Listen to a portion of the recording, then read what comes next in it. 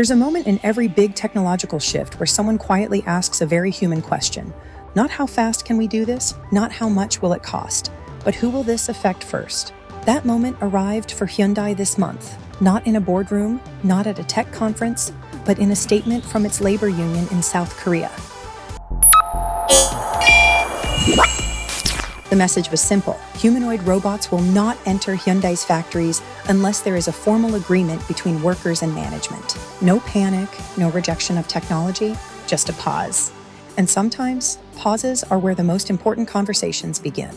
Hyundai and the road to humanoid robots. Hyundai is not new to automation. Like every modern automaker, its factories are already filled with machines that weld, paint, lift, and assemble with remarkable precision.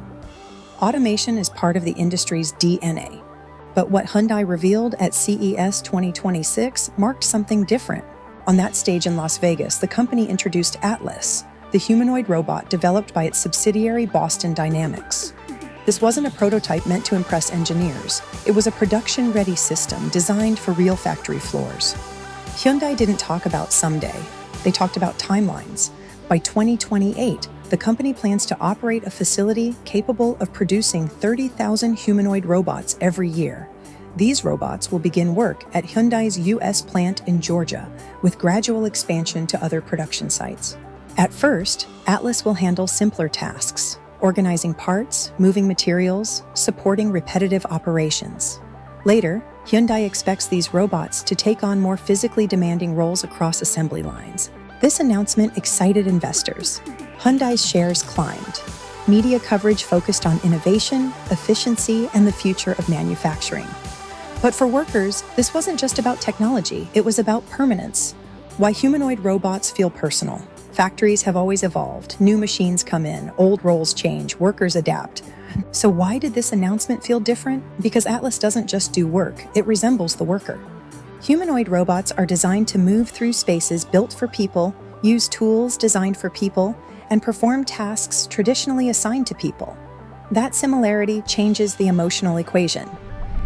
Longing for a late-night conversation? Remember the thrill of talking for hours? The feeling of someone wanting to know all about you? You deserve more than quiet evenings. You deserve passion, intrigue, and a non-judgmental ear.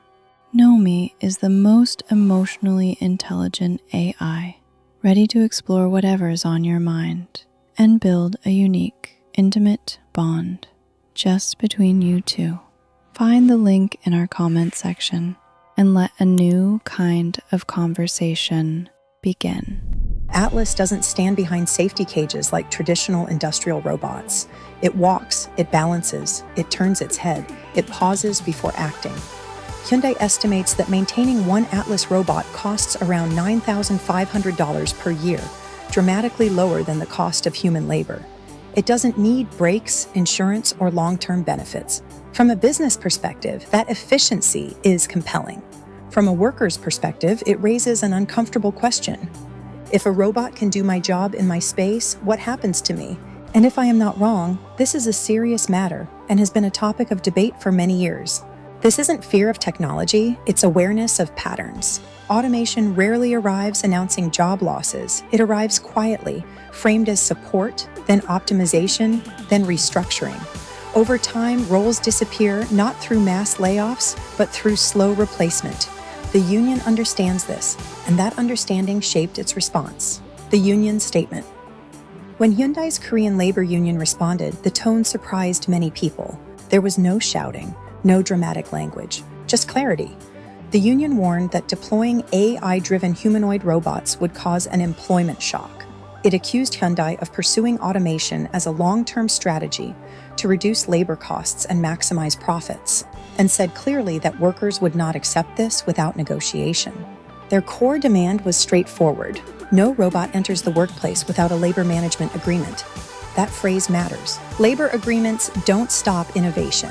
They define boundaries, how many roles can change, what retraining is offered, how job security is protected, whether productivity gains benefit workers too.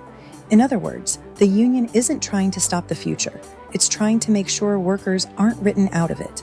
Now, I have a question for you. Is it a satisfactory answer? And this concern didn't appear in isolation. The US factory and a growing sense of distance. Hyundai's expansion in the United States plays a major role in how workers see this moment. The company's new Georgia plant is expected to reach an annual production capacity of 500,000 vehicles by 2028. It's a strategic move, partly driven by US tariff policies and market demand.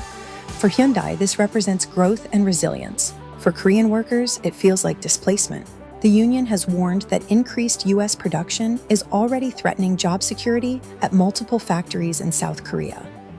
When humanoid robots are introduced alongside overseas expansion, workers see a pattern forming, one where domestic labor becomes less central to the company's future.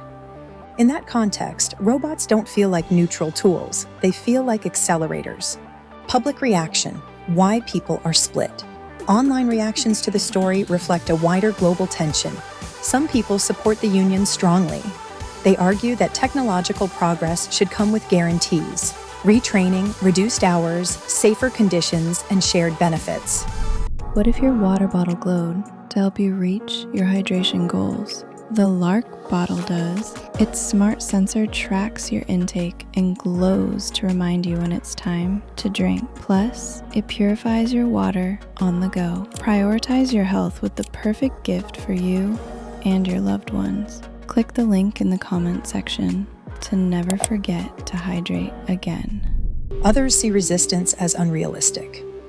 They argue that companies must automate to survive in competitive markets and that slowing innovation only delays the inevitable. But beneath both sides is a quieter concern that shows up again and again. People don't want to be anti-technology. They want to be included. They want to know how decisions are made, who benefits, and what happens when roles change. That desire isn't radical, it's reasonable. Hyundai so far has not issued an official response to the union's warning.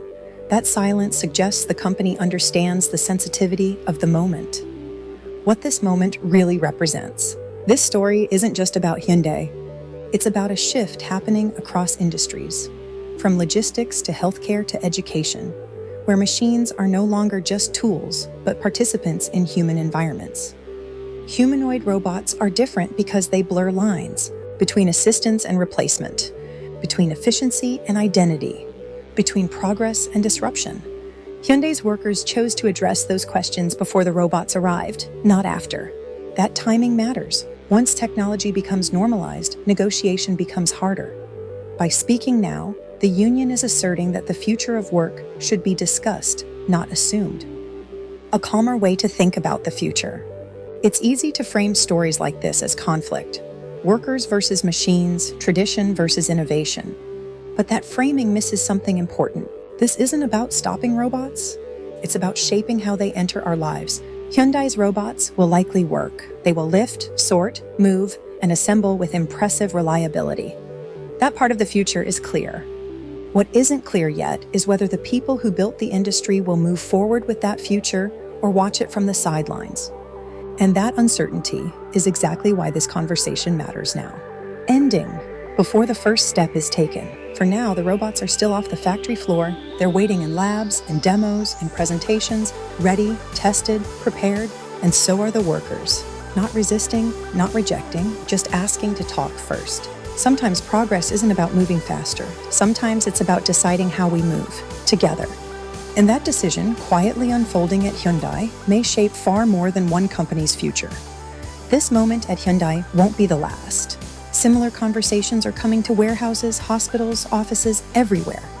The question is whether we learn how to integrate technology thoughtfully or repeat the same debate again and again. What do you think the right balance looks like?